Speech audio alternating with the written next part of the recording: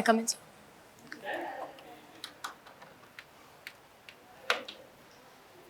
Good afternoon, ma'am. Good afternoon, sir. बैठिए, Thank you, ma'am. अपने बारे में बताइए। जी मैम, मेरा नाम दीपिका प्रजापति है और मैं basically Pali district of Rajasthan से बिलोंग करती हूँ। और मेरी पढ़ाई के बारे में मैंने अपनी 10th और 12th जवाहर नवोदय विद्यालय जोजावर पाली से की है। And in my schooling itself मैंने टीचर बनना डिसाइड कर लिया था। तो फिर मैंने professional course BA BEd integrated course pursue किया, जो कि मैंने regional institute of education NCERT से किया। एंड आफ्टर दैट मैं इसकी KVS की तैयारी में लगी हूँ। और इसके अलावा मैंने NCC की पार्ट रही हूँ और मैंने वहाँ से सर्टिफिकेट अल्फ़ा ग्रेड से पास किया है। और मैं स्काउट एंड गाइड में मेरे पास राज्य पुरस्कार भी है और मुझे वॉलीबॉल खेलना अच्छा लगता है। ओके, तो आप एनसीसी और स्काउट एंड गाइड से भी रहे हो। यस तो सर। इंडिया में या स्काउट एंड गाइड की शुरुआत करने वाले पर्सन कौन है? सर एग्जैक्टली इंडिया में मुझे याद नहीं आ पा रहा है कि इंडिया में कौन थे, बट वर्ल्ड लेवल पे जो मेजर कंट्रीब्यूशन रहा वो BD पवन का रहा है।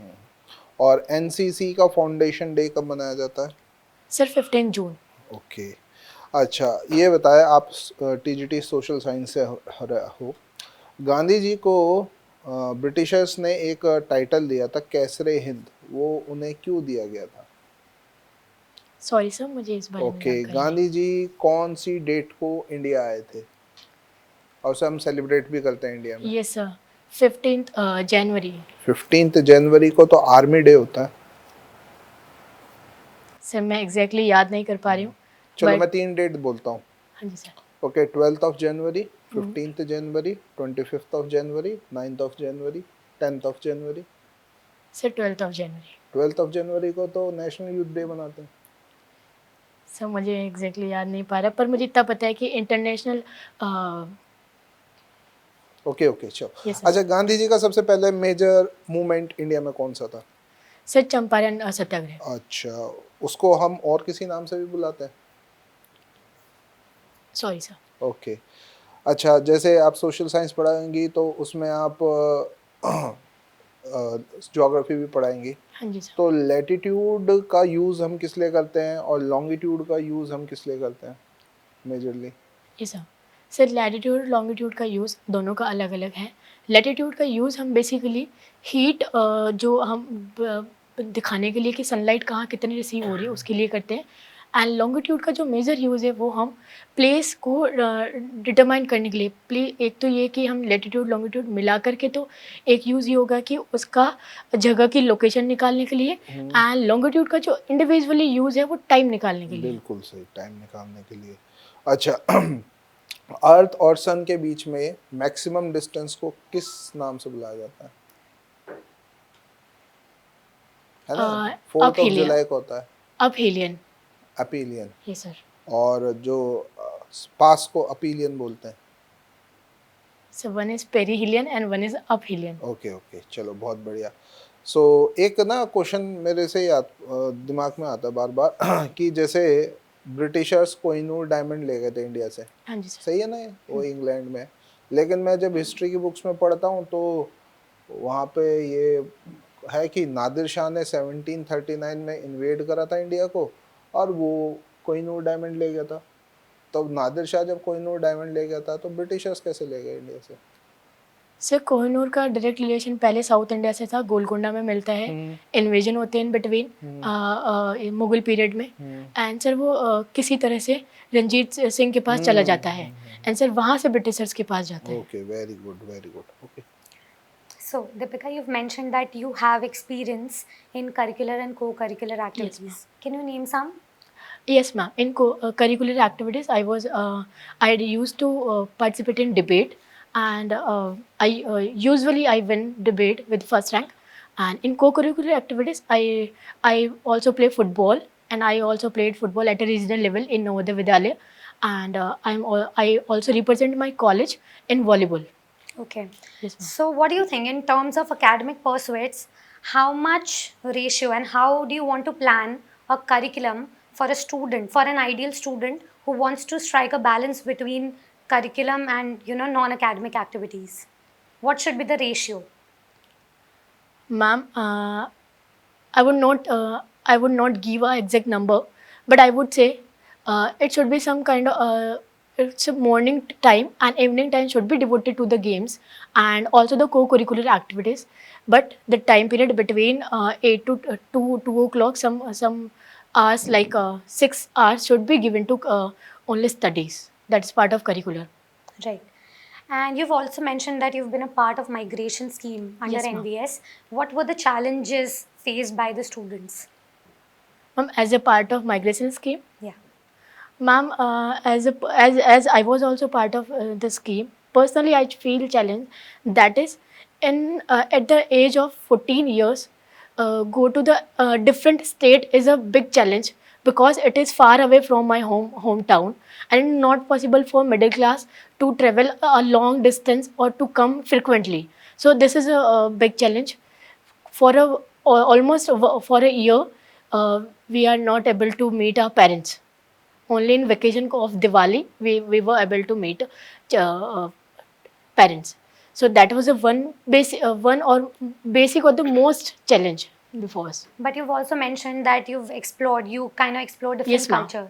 So what was your take back from learning different cultural prospects? Yes, ma'am. Ma'am, I went for migration in Div, Daman Div. That is part of, basically there was a major dominance of Gujarati culture, and I learned various songs as well as kind of not a proper dance, but some steps of dance as well as hospitality what which they provide, the person Gujarati people provide. That was a different, very different and very new to me, and also it was good feeling. And from apart from this, food habits is also very different in Gujarati culture, especially in Div as part of sea and all. So I learned these things, food habits, culture like dance and songs, and also also habits like hospitality and how to talk with peaceful mindset, and also these things. Thank you so much. Thank you. Hi Deepika. I cannot help but notice the beautiful sari that you're wearing. आप बता सकते हैं किस कपड़े की साड़ी है ये? Ma'am cotton के साथ कुछ मिक्स है. I am not able to getting. Cotton blend है. अच्छा. कॉटन की कल्टीवेशन इंडिया में कौन सी स्टेट में मेजर हमें देखने को मिलती मैम डेक्कन रीजन में होती है, पर्टिकुलरली गुजरात एंड महाराष्ट्र. है? उसका रीजन क्या है? वहाँ सॉइल का ऐसा क्या टेक्सचर है जो इसको प्रमोट करता है? Ma'am actually the reason is geographical reason, that is volcanic eruption. Volcanic eruption. तो सॉइल का टाइप क्या होता है वहाँ पे? Black soil. Black soil. Yes. ठीक है. इसके अलावा खादी का मेजर प्रोडक्शन और खादी टेक्सटाइल के लिए इंडियन कौन सी स्टेट सबसे ज़्यादा फेमस है? मैम मैं guess here, ma'am West Bengal. I am not able to remember exact state. ठीक है. आपने अभी बहुत इंटरेस्टिंग कुछ अपने एक्सपीरियंसेस शेयर किए हमारे साथ, जो आपका माइग्रेशन स्कीम एनबीएस Yes, के अंडर जो आपने गेन किए. आपने अभी बात की कि उनका जो लोकल ट्रेडिशन है, कल्चर है, इसके लिए हम एक ओवरऑल एक अम्ब्रेला टर्म यूज़ करते हैं, फोक कल्चर या फोक Yes, ma'am. ट्रेडिशन. सो फोक कल्चर, फोक ट्रेडिशन पे मुझे छोटा सा कुछ बताइए, क्या नॉलेज है आपको इसके बारे में? मैम फोक कल्चर और फोक बेसिकली ये होता है जो कि हम जो लोकल लेवल पे, कल्चर लेवल पे जो चीज़ें आपने ऑलरेडी यूज़ किया अम्ब्रेला टर्म, दैट इज़ कि जो भी वहाँ पे लोकल लेवल पे प्रेजेंट है. एंड और मुझे ये लगता है पर्सनली कि फोक को प्रमोट करना चाहिए, क्योंकि कुछ वहाँ पे साइंटिफिक रीजंस भी है, क्योंकि कल्चर पे always effect of geography. as we if we compare Rajasthan from Jammu and Kashmir, if we compare it with Div, difference है. डिफरेंस इसलिए है क्योंकि वहाँ की जोग्राफिकल क्लाइमेट, उसका रीज़न ही वही है, क्लाइमेटिक रीज़न ऐसा है. तो मुझे ऐसे लगता है कि इन वहाँ का जो फूड हैबिट्स है and also the dressing sense, it is should be followed and इसे प्रमोट किया जाना चाहिए. तो जैसे राजस्थान तो सारा डेजर्ट एरिया है, डेजर्ट एरिया है, सारा नहीं मैम, मतलब मेजरली हम Yes, ma'am. डेजर्ट है, एरिड है ना, एरिड Yes, ma'am. वहाँ का है क्लाइमेट कंडीशन. तो ऐसे में लेकिन वहाँ का जो वेशभूषा है, उनका जो कपड़े है, उनका जो सारा ऑर्नामेंटेशन है, वो सारा काफ़ी ओवरली कलरफुल है. So how Yes, do you ma'am. Justify उनका arid condition with the clothing that they wear? Yes ma'am. Reason is कि एरिड रीजन है, तो वहाँ दूर दूर तक कोई हरी भरी चीज़ एंड वेजिटेशन बहुत ही कम है. एंड तो पीपल उसको अपनी लाइफ को कलरफुल बनाने के लिए वो ऐसे ड्रेसेस और ऐसे इस तरह के ऑर्नामेंट्स वियर करते हैं. That's good, thank you. आप ने जैसे बात की बीच में कुछ होम टाउन की कि मुझे अपने होम टाउन को छोड़ के जाना पड़ा, ये Yes, sir. Even KVS would offer you job that would make you leave your home town, कैसे मैनेज Yes. करेंगे आप? सर ये एक्सपीरियंस मुझे यहीं से मिला कि शुरू में मेरे लिए जो चैलेंज था, शुरू में एक चैलेंज था कि मुझे एक होम टाउन को छोड़ के जाना था and to the totally different culture. तो सर यही वहाँ पर मुझे उस टाइम पे इतनी एक अपॉर्चुनिटी मिली एक नई आइडेंटिटी क्रिएट करने के लिए। ठीक है, आपकी आइडेंटिटी क्रिएट कर देते हैं। महाराष्ट्र sir. में आपकी आइडेंटिटी क्रिएट हो गई है Yes, sir. और सपोज करते हैं कि आपकी शादी हो गई है यस सर। और जो लड़का है वो नॉर्थ इंडिया से है, साथ ही साथ इसके अब आपकी भी दिल्ली में जॉब लग गई है, आप टीजीटी एसएसटी दिल्ली में आपको जॉब मिल गई है, आपने DSSS का एग्जाम दिया था, क्लियर हो गया है, और ये सब कुछ होता है मिड ऑफ द सेशन, यानी कि अक्टूबर नवंबर के आसपास। तो आपको कहा जाता है दिल्ली की ओर से कि आपको अभी छोड़ के आना पड़ेगा। आप तभी छोड़ के जाएंगे कि साल के एंड का वेट करेंगे? सर ऑनेस्टली मैं केवीएस नहीं छोड़ूंगी, ना साल के एंड में, ना बीच में, और ना मैं DSSS के लिए अपीयर होंगी if I selected for KVS. चलिए, बहुत अच्छी बात है। अच्छा, दूसरी बात अभी अभी रिसेंटली एक चैप्टर हटा दिया गया एनसीईआरटी से। कौन सा चैप्टर है वो जो हटा दिया गया है? सर बहुत सारी क्लासेस में से बहुत सारे चैप्टर्स हिस्ट्री का पर्टिकुलरली एक एरा है जो कि एनसीईआरटी से अब हटा दिया गया है, जो नहीं पढ़ाया जाएगा स्टूडेंट्स को। सर मेडिवल एरा में कुछ चेंजेस किए गए हैं और इसके अंदर सर मैं जो आपने बोला कि पूरा चैप्टर हटा देंगे, तो आई am not aware about this कि पूरा चैप्टर हटाया गया है, but I am aware about this कि कुछ कुछ चेंजेस किए गए हैं, कुछ लाइंस चेंज की गई है एंड कुछ टॉपिक्स हटाए गए हैं। जैसे अभी मुगल्स को लेके काफी चेंजेस हुए, ये सर। आपका क्या पॉइंट ऑफ व्यू है उस पे? सर मेरा changing the notes that we have taken from our history उन्हें ऑल ऑफ अ सडन हटा देना और आगे के स्टूडेंट्स को ना बताना, क्या आपके पॉइंट ऑफ व्यू उसको लेकर? सर ये मैटर करता है कि आपने क्या चीज़ हटाई है और किस पर्पज़ से हटाई है। अगर आपके पास ऑथेंटिकेशन है या और रिसोर्सेज है और हिस्टोरिकल एविडेंसेस है, तो आप उसे चेंज कर सकते हैं कि अगर वहाँ पे कोई डिस्क्रिपेंसी थी तो आप उसे चेंज कर सकते हैं। बट जो एक पॉइंट ऑफ व्यू ये है कि पूरा ही हमें मेडिवल पीरियड हटाना है, तो सर मैं इसके पक्ष में नहीं हूँ कि किसी एरा को हटाया जाना चाहिए, क्योंकि हिस्ट्री पढ़ने का रीज़न ही यही होता है कि हमने जो पास में पढ़ा या आज हम यहाँ हैं तो किस वजह से, पीछे क्या क्या प्रोसेसेस हुई है, तो उसे इंट्रोड्यूस कराना बच्चे के लिए बहुत ज़रूरी है, समझते हो। ठीक है। अच्छा, एक आप मुझे अपनी क्लास में यूज करने के लिए कोई 3 TLM बता देंगी, टीचिंग लर्निंग मटेरियल? जैसे सर टीचिंग लर्निंग मटेरियल के लिए पहली बात तो लैटिट्यूड और लॉन्गिट्यूड पढ़ाने के लिए मैं स्केल्स और पेंसिल्स का यूज़ कर सकती हूँ, पेन्स का यूज़ कर सकती हूँ, and at the same time classroom को यूज़ करते हुए जो रो और कॉलम बने हुए होते हैं मैं उसको डिवाइड करके कर सकती हूँ। एक हो गया। दूसरा? And the second sir polity पढ़ाने के लिए अगर मुझे म्यूनसिपल, जैसे लेट से मुझे म्यूनसिपल कॉरपोरेशन या कोई ऐसे चैप्टर पढ़ाना है, तो सर मैं इलेक्शन कराने के लिए क्लास के चौक का जो बॉक्स होता है उसको यूज़ कर सकती हूँ एज अ बैलेट बॉक्स, और बच्चों को एज ए डिवाइड करके कि this is ward 1 and ward 2, इस तरह से मैं डिवाइड करके इलेक्शन करवा सकती हूँ। And third one is if globe provide होगा तो मैं ग्लोब की हेल्प से भी करवा सकती हूँ। ठीक है, मान लिया कोई ऐसी जगह कि ग्लोब वहाँ पे नहीं है और आप लेने भी नहीं जा पा रहे हो और स्कूल की तरफ से प्रोवाइड भी नहीं हो पा रहा, क्या यूज़ करोगे ग्लोब की जगह पे? सर एक तो इसका 2 डायमेंशनल चीज़ मैप यूज़ किया जा सकता है, और मैप भी नहीं है तो? सर बोर्ड पे मैप बना सकती हूँ मैं खुद। ठीक, चलिए। आप केवीएस में एसएसटी टीचर केरल में लग गई हैं, ठीक है, और अपने परिवार के साथ आप जम्मू कश्मीर घूमने गई हैं। वहाँ से आने के बाद आप बच्चों को कैसे बताएंगी वहाँ के बारे में, वहाँ की जलवायु, वहाँ का रहन सहन, वहाँ की जो पैदावार है, किस तरह बताएंगे? मैम मैं इसे कनेक्ट करूँगी चैप्टर्स के साथ। इन 7th class, even 9th class, even in 9th class, even in class 10th जो 9th में जलवायु का चैप्टर है, 10th में कृषि का चैप्टर है, and in 6th 7th also climate और इनको लेकर है। तो जब कंपैरिजन करते टाइम मैं उनको ये चीज़ बताऊंगी, पर्सनल एक्सपीरियंस भी बताऊंगी, एंड आई वुड ट्राई कि मैं उनके अंदर क्यूरियोसिटी डेवलप कर पाऊँ, तो वो लेने के लिए लॉ ऑफ रेडीनेस उनमें डेवलप हो पाए, अप्लाई हो पाए। हाँ, अब जैसे कि कश्मीर में सेब ज़्यादा होता है Yes, ना, ma'am. तो बच्चों को उसके बारे में कि हर बच्चों को खाना चाहिए, उसके क्या खाने के क्या फ़ायदे हैं, Yes, तो ma'am. कैसे वो भी तो बताएंगे। Yes ma'am, sure ma'am. हाँ, और वहाँ की जो जलवायु है, लोगों का जो रहन सहन है, वहाँ का जो भौगोलिक स्थिति है, वो कैसे मेंशन करके बताएंगे। मैम इसे मैं कंपेयर कर सकती हूँ, ठंड वहाँ पड़ती है तो उसको कि यहाँ वो मतलब जैसे वो वहाँ पे जैसे केरला में इतना कॉन्टिनेंटल क्योंकि केरल इफेक्ट में तो रहता कभी है। ठंड पड़ती ही नहीं हाँ, इतनी, तो उनको कॉन्टिनेंटल इफेक्ट एहसास रहता भी है। कैसे होगा ठंड का, कैसे कराएंगे। मैम उसके लिए साइकोलॉजिकल एक फैक्टर्स होते हैं कि आप उस तरह की रिदम और उस तरह की चीज़ें साउंड उस टाइम बजाएं कि बच्चों का माइंड उस तरह से उसे कंसीव करने लगे।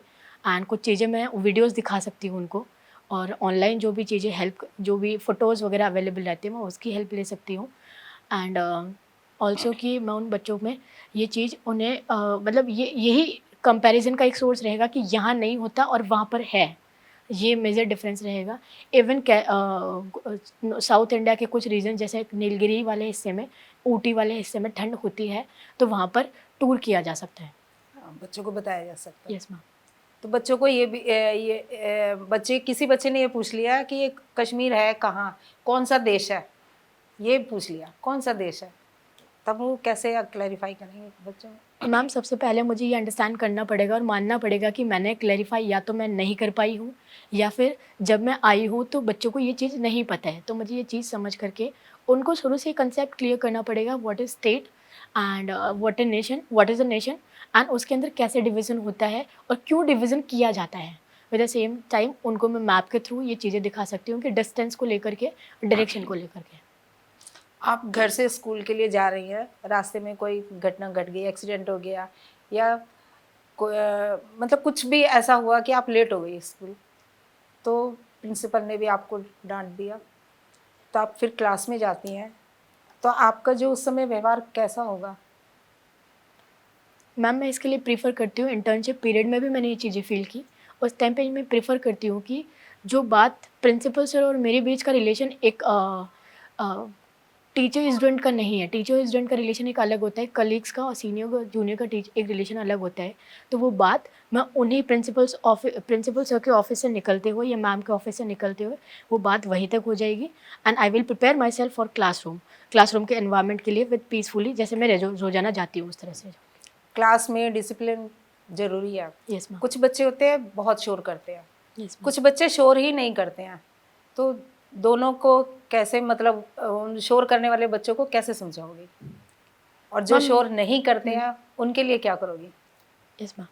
मैम इसके लिए ज़रूरी है एनर्जी को डाइवर्ट करना, और एनर्जी अगर नहीं आ पा रही है तो एज अ टीचर मेरी ही रिस्पॉन्सिबिलिटी बनती है कि मैं उनको आइडेंटिफाई करूँ कि उनको इंटरेस्ट नहीं है या फिर उन्हें यहाँ अच्छा नहीं लग रहा है, उसका रीज़न क्या है, अब वो यहाँ पे पार्टिसिपेट क्यों नहीं कर रहे हैं। तो मैं उन चीज़ों पे काम करूँगी। फर्स्ट ऑफ ऑल जो बच्चे नहीं पार्टिसिपेट कर रहे हैं उनके लिए, उनको पार्टिसिपेशन कराने के लिए अपने एफर्ट्स डालूंगी।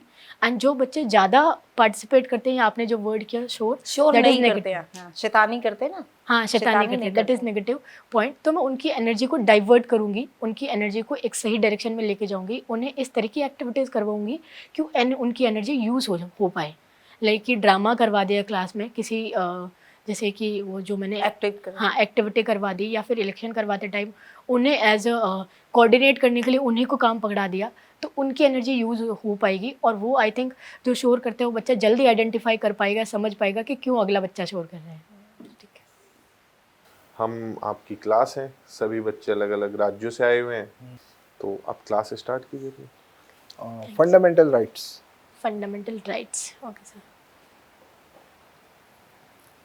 Good afternoon class. Good afternoon ma'am. कैसे हो आप? बढ़िया एकदम। मन लग रहा है? बिल्कुल। बिल्कुल। तबीयत बिल्कुल बढ़िया? पढ़ाई में नहीं लग रहा? कोई बात नहीं, अभी अभी हम कहानियाँ सुनेंगे। अच्छी अच्छी कहानी में लगता है आपका मन? जी मैम। ठीक है। आप हेल्दी हैं सब? घर पे सब ठीक है? तो चलो आप कहानी शुरू करें या आप शुरू करेंगे कुछ? ठीक है। एक गांव है जहाँ पर अराउंड 50 गांव 50 घर है, उनके अंदर क्या होता है ना कि पर्टिकुलर 4-5 घर है जो कि वो लोग उनको मंदिर मेंटेन नहीं मिलती है। आपको क्या लगता है, आपके यहाँ भी कभी ऐसा होता है क्या? ऐसा मैं- तो नहीं होता। नहीं होता, आपके यहाँ होता है? Ma'am we don't have mandir, we have church. Okay, church में नहीं जाने देते। एंड मस्जिद में, मस्जिद है आपके यहाँ पे? We have ma'am in our community we have masjid also, church also. Okay, so आपने किसी भी रिलीजियस उसमें देखा कि वहाँ पे एंट्री नहीं मिलती है कुछ लोगों को, या कहीं पर आपने देखा कि वहाँ पे पानी पिलाते तो उनको ऊपर से पानी पिलाया जाता है? नहीं देखा। No ma'am. I personally feel, मैंने एक जगह देखा, मैं ट्रेवल कर रही थी और वहाँ पे मैंने सडनली देखा कि एक रिलीजियस प्लेस था एंड दैट वाज मंदिर, टेम्पल। तो मैं वहाँ गई, मैंने देखा कि कुछ लोग बाहर ही खड़े हैं और बाहर से ऐसे हाथ जोड़ करके जा रहे हैं। तो आई सडनली आस्क देम कि क्या हुआ, अंदर चले जाइए, इतनी धूप है, बाहर खड़ के क्यों नमस्ते कर रहे हैं, दूर से नमस्ते मान लेंगे। तो बोलते हैं कि अरे नहीं, हमको अभी पीटेंगे, हम अंदर जाएंगे। तो आपको क्या लगता है, ये चीज़ सही है? गलत है। No ma'am. मंदिर तो बिल्कुल सबके नहीं। लिए है। मंदिर सबके लिए, एग्जैक्टली। स्कूल सबके लिए है, मंदिर सबके लिए है। एंड कोई भी जो प्लेस होता है, जैसे कि आपके स्कूल में भी कोई भी आ सकता है, आपके यहाँ कोई भी भेदभाव नहीं होता। तो आपको क्या लगता है कि क्या रीज़न होगा, उनको क्यों नहीं जाने दिया जा रहा है? गंदे कपड़े पहने हैं इसलिए? गरीब होंगे। गरीब होंगे, हाँ, इट मे बी रीज़न। ठीक है, poverty, They might be naughty ma'am, they can break things inside the mandir. Yes it may be. तो आप भी नोटी है, क्या मैं आपको क्लास से बाहर निकालती हूँ कभी? No, father usually don't allow us to go inside the church. He have made a designated area for childrens to play there, but he don't allow us to go inside where the Jesus is. The picture of Jesus is No, Jesus himself is there. He don't allow us to go and meet him. Okay, really? Why? You can meet him in imagination also. Okay, and but you are allowed in church. You are not get out of, even in out of gate. Father not disallow you or to the gate of the church. कि आप अंदर यहाँ से gate से अंदर नहीं जा सकते, चर्च के अंदर तो एंट्री मिलती है। Yes, ma'am. बट जो मैंने रीज़न देखा, वहाँ पे एक टेम्पल था, उसके तो गेट पे ही उन्हें बाहर खड़ा कर दिया गया था। सम पीपल वियरिंग कुछ कपड़े जो कि उन्होंने मना कर दिया, ए चल इधर से चल। सुना आपने कभी ऐसे से लाउड वॉइस में बात करते हैं? मैम वो नहीं कहते हैं कि वो जो मंदिर है वो अपवित्र हो जाएगा, अपवित्र इम्प्योर हो जाएगा। अपवित्र हो जाएगा, ठीक है, अपवित्र हो जाएगा। आप कुछ नहीं बताएंगी? मैम मैंने एक कंस्ट्रक्शन साइट पे मैंने जाने की कोशिश की थी, तो मेरे को वहाँ जाने से मना कर दिया था। कंस्ट्रक्शन साइट पे, तो अब इसके भी रीज़न देख सकते हैं। तो आपको भी लगता होगा मैं जा सकती हूँ, कहीं भी जा सकती हूँ, कहीं भी आपने सुना होगा कि मेरे को तो कहीं भी जाने का राइट है। चलो इस बारे में भी देखेंगे, कंस्ट्रक्शन पे क्यों नहीं जाने दिया।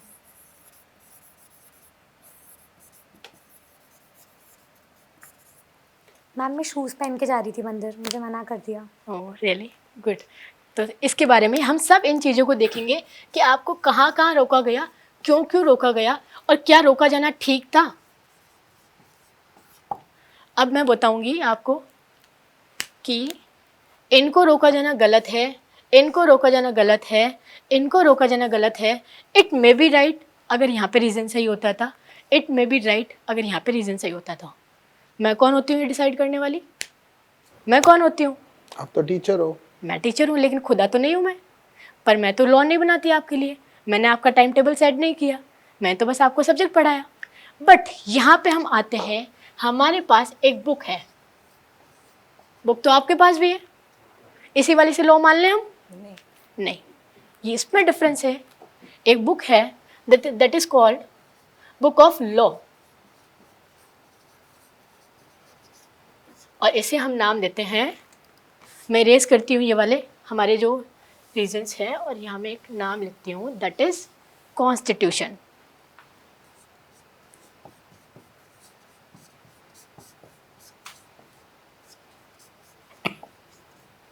ये क्या है? कॉन्स्टिट्यूशन। एक बुक है लॉ की जिससे हम सब अबाइड हैं, जिसे हम कॉन्स्टिट्यूशन कहते हैं, उसके अंदर कुछ लॉज मेंशन है कि आप यहाँ जा सकते हैं, ये कर सकते हैं और ये नहीं कर सकते हैं। अगर आप चोरी करते हो तो आपको कितने इवन ये क्राइम है वगैरह, या फिर आप वोट डाल सकते हो, या फिर जैसे आपने बोला कि अपवित्र इंसान, या फिर उस जो मैंने एग्जांपल दिया, जो मैंने एक सीन देखा उसके थ्रू कि अपवित्र है इसलिए अंदर नहीं जाने दिया, तो ये सब गलत है। ये कौन बताता है? कॉन्स्टिट्यूशन कहता है। ये सब मंदिर में या मस्जिद में या कोई भी जगह पर एंट्री इज़ अलाउड, क्योंकि उससे किसी बेसिस पर डिस्क्रिमिनेट नहीं किया जा सकता।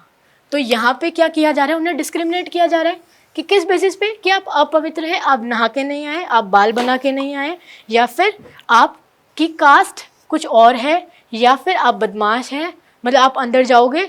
हाँ, कुछ एरिया रिस्ट्रिक्ट किए जा सकते हैं, जैसे आपके घर में आप कर सकते हो, कोई भी आके आपके घर में तो नहीं घुस सकता। बट इस तरह के मेंशन, इस तरह के लॉज, इस तरह के राइट्स आपको कुछ दिए गए हैं कि पब्लिक प्लेसेस पे आप जा सकते हो, और कुछ जहाँ पर कुछ लॉस नहीं होता है या फिर आप जाके तोड़ फोड़ जब तक नहीं करते हो तब तक आपकी एंट्री अलाउड है। इस चीज़ को हम बोलते हैं राइट्स। क्या बोलते हैं? राइट्स। अब राइट तो आपको यहाँ पे पानी पीने का भी है। Why don't we call it left? Why we call it right? Sorry, Why don't we call it left? Why we call it right? right is used for the word here, right and left, that is different, used for different thing, and here is right is different. यहाँ right का मतलब है कि ये सही है, और वहाँ जो आप राइट और लेफ्ट यूज़ कर रहे हो that is use for direction, कि ये राइट इस राइट डायरेक्शन में, लेफ्ट डायरेक्शन में इंडिकेट करने के लिए यूज़ करते हैं, दैट इज़ डिफरेंट। तो यहाँ पर राइट जो ये आ रहा है, ये अधिकार के लिए आ रहा है, जिसे हम हिंदी में कहते हैं अधिकार, ठीक है, इसके लिए ये वर्ड यूज़ हो रहा है। अब यहाँ पे आप Okay, बोलेंगे, ठीक है, हो गया बात, बैठ थैंक जाइए। You sir.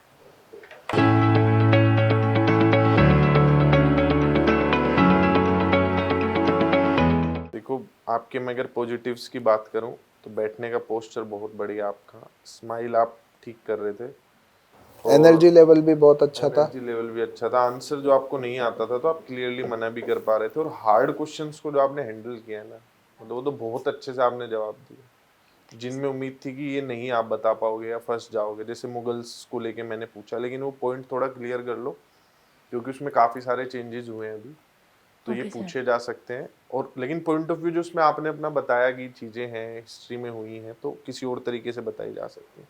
नेगेटिव, आप बहुत बारी ना कोई आंसर देने से पहले जो सही भी दे ये ऐसे नहीं करना Yes. और थोड़ा सा क्रिस्प करना है। आपके कुछ आंसर्स बहुत लंबे थे, पता था, आप उन्हें फिर भी खींचे जा रहे, बता के एक तरफ आप कर सकते हैं। दूसरा, जब आपको डेमो के लिए बोला गया, आपने एकदम से शुरू कर दिया, और वो एकदम से शुरू करने की वजह से आप फंस गए, क्योंकि आपने एक ऐसा टॉपिक उठा लिया मंदिर, जो कि हाँ सर। थोड़ा सा वो चीजें हैं, संवेदनशील मुद्दा है। बच्चा Sensitive, कोई, मैं चर्च से आ controversial सकता हूँ, topic. मैंने बोला था कि अलग अलग जगह से स्टूडेंट्स आते हैं, तो और सब हो सकता है मंदिर ना गए, फिर आपको ऐसा महसूस कराना पड़ा उन्हें, तो ये चीजें हो गई। और दूसरी बात, हमेशा जब भी पढ़ाते हैं तो बच्चे की डेली लाइफ से कनेक्ट करते हैं, उसकी एज से वो चीज, मतलब कॉन्टेक्स्ट उसका जो हो वो उसकी एज से रिलेटेड हो। जैसे आप बोल सकती थी कि घर पे आपके पेरेंट्स आपको ये सब चीजें करने से मना करते हैं, ये करने से करते हैं, ये नहीं होता, वो नहीं होता, तो कुछ चीजें ऐसी हैं जो पूरे, मतलब हम कंट्री लेवल पे हमने कुछ चीजें बना ली हैं कि हम ये कर पाएंगे, ठीक है, तो ऐसे कुछ मतलब शुरू कर सकते थे। दूसरा, जैसे मैंने आपको बोला कि जीसस तो हैं वहाँ पे, उनसे बात हो सकती है, बच्चे ऐसा मानते हैं, ठीक है, और आप साउथ में जाएंगे तो बच्चों को आज भी लगता है कि छोटे बच्चों को सेंटा क्लॉज होते हैं, तो आप उनका मजाक नहीं उड़ा सकते हैं कि वो तो आएंगे, हाँ बात करेंगे, वो उन्हें हर्ट होगा फिर, और रोने लगेंगे क्लास में, या घर पे जाके शिकायत करेंगे कि ऐसे मजाक उड़ाया। ये कुछ एक दो पॉइंट थे, बाकी आपका मुझे मतलब इसलिए मेरे पता नहीं हिसाब था से कि ये बहुत बढ़िया डेमो। बहुत imagination बढ़िया। सॉरी सर, मुझे वो इमेज, मतलब मुझे ये चीज़ पता नहीं थी कि जैसे मुझे मुस्लिम्स का पता था कि इस्लाम में ऐसा माना जाता है कि वो मतलब ऐसा कुछ स्टोरी नरेट करते तो बोलते हैं कि आप अल्लाह, मतलब बेसिकली उन्हें प्रेजेंट माना जाता है, तो मुझे इनका क्रिश्चियन का ये चीज़ पता नहीं था। क्रिश्चियन चर्च में क्या होता है ना, एक पॉइंट के बाद कोई भी आगे नहीं जा सकता है, ठीक है, कुछ ही टाइम पे, या जो मतलब एक तरीके से प्रीस्ट होता है वही उस लेवल तक जा पाता है करने के लिए। मंदिर में भी होता है कई कई जगह पे, तो दूसरा गर्भगृह बच्चों को वाला ना वो जो लगता होता है कि है वो ना, हकीकत में है, हनुमान जी तो सच में है। तो ये बच्चों को वैसा ही लगता है, तो हम उस बिलीफ को लेके मजाक नहीं उड़ा सकते। ये कुछ चीजें हैं, लेकिन आपका इंटरव्यू मतलब जबरदस्त। काफ़ी अच्छा इंटरव्यू था, काफ़ी मुझे नहीं पता आपकी एज क्या, बट आप आई थिंक एज के हिसाब से काफ़ी मैच्योर डिलीवरी और आंसर्स रहे हैं आपके। That was great. दो बस पॉइंट्स हैं मेरे। एक जो बिल्कुल सर ने बोला वही मैं पॉइंट उठाना चाहूँगी। आप जब अपना डेमो दे रहे हैं, आप इनफैक्ट कोई भी आप लेक्चर या टॉपिक को शुरू कर रहे हैं, आप एक सेंसिटिव, कंट्रोवर्शियल, कॉम्प्लेक्स थीम के साथ नहीं शुरू कर सकते। तो एग्जाम्पल आपने सीधा हाई लेवल पे उठा दिए। आप सिर्फ ये भी बोल सकते थे कि अगर आपसे 500 साल पहले देखें तो चोरी अगर हुई तो राजा पे डिपेंड करता है वो कैसे सजा देगा। अगर आज कोई चोरी करता है तो हमारे पास पूरे उस चोर के पास भी राइट्स हैं, पूरा लीगल प्रोसीजर बैठेगा। एवरी मतलब सिंपल एग्जांपल्स देके जो बच्चों को समझ आए, है ना। इतने कंट्रोवर्शियल टॉपिक से ना शुरू किया जाए तो बेहतर रहेगा। मैं इसको उसके लिए आप टाइम ले इमीडिएटली लेना, समझ कोई नहीं मना पाई। नहीं करेगा। आप बोल देना कि मैं सर पहले 2 मिनट खुद को प्रिपेयर करना चाहता हूँ टॉपिक के लिए। ठीक है सर। थोड़ा उस तरीके से। अपना माइंड मेकअप कर लेना और उसे करना। दूसरा, ये आंसर्स की डिलीवरी बहुत ही अच्छी थी। मुझे बहुत बहुत अच्छा, मुझे आपके आंसर्स काफ़ी मैच्योर्ड लगे, काफ़ी वेल थॉट ऑफ लगे। हल्का सा आई थिंक वॉल्यूम आपका अगर थोड़ा सा और ऊंचा हो जाए, कभी कभी ऐसा लग रहा था जैसे मुंह में आप बात कर रहे हो, है ना। थोड़ा सा, अगर बहुत अच्छे से बात कर रहे हो आप, लेकिन शायद हल्का सा फिनिशिंग जब volume। करते टाइम लास्ट में खत्म करते टाइम आंसर में अंदर ही मिडिल चली में जा भी रही आई थी। थिंक, मिडिल में भी थोड़ा सा अगर आपका वॉल्यूम आप हल्का सा ऊंचा, चीख के नहीं बट देन हल्का सा। That's all, but wonderful wonderful. So basically जब मैंने आपसे क्वेश्चन पूछे थे, I was the only one जिन्होंने आपसे इंग्लिश में क्वेश्चंस पूछे, तो आपके लिए एक ऑब्लिगेशन नहीं है कि आप इंग्लिश में ही आंसर करोगे। जो आपका डिलीवरी में ठहराव था, नो डाउट, बट कई बार मुझे लगा कि थोड़ी सी आप स्टोरी सुना रहे हो उस चीज़ को लेके। तो जैसे एक पॉइंट था जब आप पूरा अपने कल्चरल डिफरेंस बताए थे, तो आप कंक्लूड भी करने लगे उन सारे पॉइंटर्स को। That was unnecessary. और बाकी मुझे आपके आंसर्स काफ़ी सुलझे हुए, काफ़ी सेंसिबल लगे। So loved, like everybody amongst us like loved interviewing you basically. Thank you. सब कुछ सबने बता ही दिया, कुछ बचा ही नहीं रहने। बस लेकिन यही है कि बस थोड़ा सा अपनी आवाज़ को थोड़ा सा और वो कि मतलब बाद की जो बात आंसर दे रहे थे ना, तो ऐसे लग रहा था ध्यान दे के सुनने वाली बात, हाँ ना। अच्छा, एक पॉइंट और मैं आपको पॉजिटिव पॉइंट बता देता हूँ। आप जब भी डेट लिखते हैं ना, तो उसे थोड़ा सा ना किसी स्टोरी के माध्यम से लिखिए कि आज के दिन के बारे में क्या खास है, मतलब उसे रिलेट कीजिए। Otherwise it would just seam a number for students. आप पूछ सकते हैं आज जानते हो क्या खास है, तो कुछ भी आप डे वगैरह कुछ भी आप बता सकते हैं स्टूडेंट्स को, या जो आप चैप्टर पढ़ा रहे हैं उससे रिलेट कर सकते हैं। जैसे हमारे फंडामेंटल राइट्स कितने होते हैं, अगर उससे मैच कर रहा है वो, तो कुछ ऐसी चीज, यूनिक सी चीज ढूंढिए। हम क्लब बच्चों से पूछ सकते हैं आज किसका बर्थडे है, किसी बच्चे का बर्थडे है क्लास में आज, yes। है ना, तो उससे रिलेट कर सकते हैं। अब आपको कुछ क्वेश्चंस पूछने तो आप पूछ लो, कोई डाउट्स रहे हो तो, जिससे हम समझा पाए कि ये कैसे कर सकते थे वो कैसे।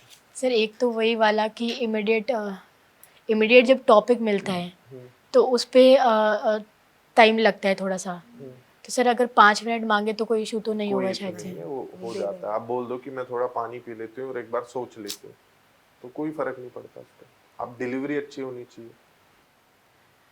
एंड सर बाकी तो वही था कि रिजल्ट वगैरह कुछ आइडिया सर।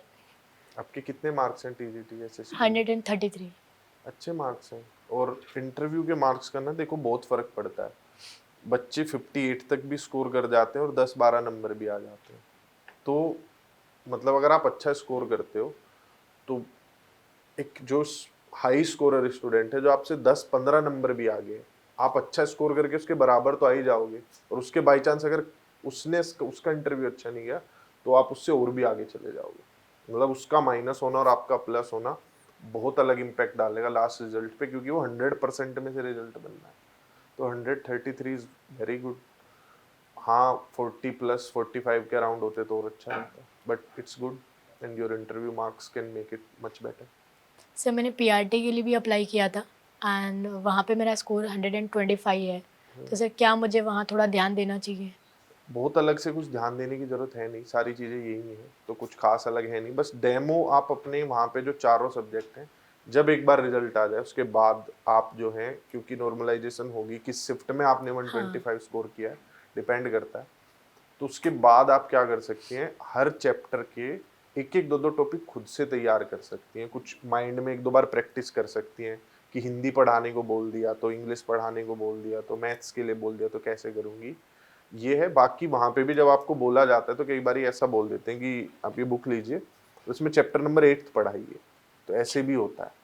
तो आप 8 चैप्टर में स्टार्टिंग में जो समरी लिखी होती है, थोड़ा सा आप एक बार देख के फिर शुरू कर सकते हैं कि मतलब कैसे जितने चैप्टर भी को है ना शुरू सबका किया। माइंड मैप बना लेना अपना, जैसे नोट्स में करते थे, नोट्स बनाते हैं एरो करके कि इसके ये बुलेट पॉइंट्स है इस तरीके से, तो ताकि जब आपको कहे तो आपके दिमाग में रहे, सीधा जाके आप उसी पे ही अपने लेक्चर को फ्रेम कर दो। कि हिंदी पढ़ाने से पढ़ानी है पहले तो ना कैसे पढ़ाऊंगी। बच्चों को के पूर्व ज्ञान से अपने टॉपिक को जोड़े। यस और बच्चों के मेंटल लेवल से जो मैच हो रहा हो। आपके मंदिर वाला एग्जाम्पल हम सब की एज के हिसाब से सही था, हाँ बिल्कुल ये सही था। था, बात कर सकते थे उस पे। लेकिन बच्चे को तो उसे तो क्यों लगेगा कि क्यों ही मना कर रहे हैं, क्यों नहीं जाने दे रहे हैं, ये सब चीजें। और कोई point? All the best. Thank you sir, thank you ma'am, All the best. Thank you ma'am.